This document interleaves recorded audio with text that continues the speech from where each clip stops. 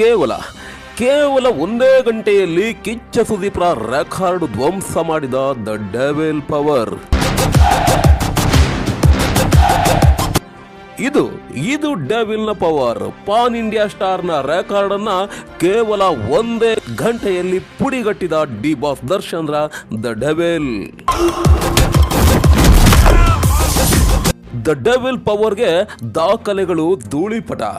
ಕಿಚ್ಚ ಸುದೀಪ್ ರಂತಹ ನಾಯಕ ನಟನ ದಾಖಲೆಯನ್ನ ಕೇವಲ ಒಂದೇ ಗಂಟೆಯಲ್ಲಿ ಮುರಿಯೋದು ಅಂದ್ರೆ ಅದಕ್ಕೆ ಡಿ ಬಾಸ್ ರಂತಹ ಆನೆನೇ ಬರಬೇಕು ಅಲ್ವಾ? ಅಷ್ಟಕ್ಕೂ ಅಷ್ಟು ಸುಲಭವಾಗಿ ಕಿಚ್ಚ ಸುದೀಪ್ರ ಯಾವ ದಾಖಲೆ ಉಡಿಸಾಗಿದೆ ಹೇಳ್ತೀನಿ ಬನ್ನಿ ಸ್ನೇಹಿತರೆ. ದ ಪವರ್ ಆಫ್ ಡೆವಿಲ್ ಇಡೀ ಕರ್ನಾಟಕವನ್ನ ಸುಂಟರ ಗಾಳಿ ತರ ಆವರಿಸಿಬಿಟ್ಟಿದೆ. ಈಗ ಎಲ್ಲೆಂದರಲ್ಲಿ ಡಿ ಬಾಸ್ರ ಡೆವಿಲ್ ಟೀಸರ್ದೇ ಮಾತು. ಮುಗದೇ ಹೋಯ್ತು ದರ್ಶನ್ ಕತೆ ಅಂದವರ ಬಾಯಿಗೆ ಮಣ್ಣು ಹಾಕಿಬಿಟ್ಟಿದ್ದಾರೆ ಡಿ ಬಾಸ್ ದರ್ಶನ್.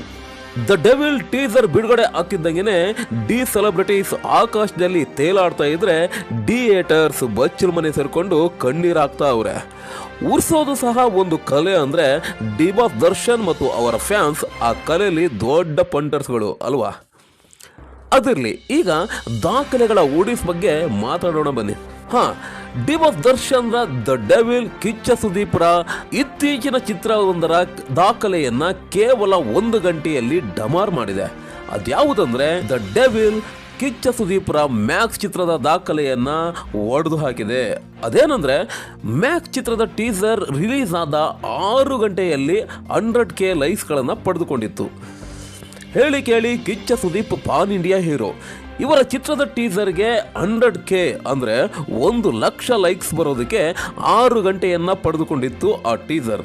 ಆದ್ರೆ ಡಿ ಬಾಸ್ ಕರುನಾಡ ಮಗ, ಪಾನ್ ಇಂಡಿಯಾನೂ ಅಲ್ಲ ಏನೂ ಅಲ್ಲ.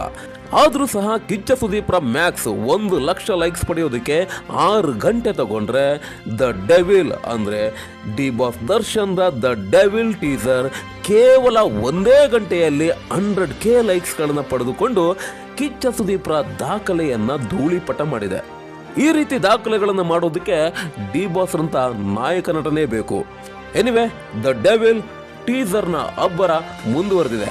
ಮುಂದೆ ಏನೇನಾಗುತ್ತೆ ಕಾದು ನೋಡೋಣ.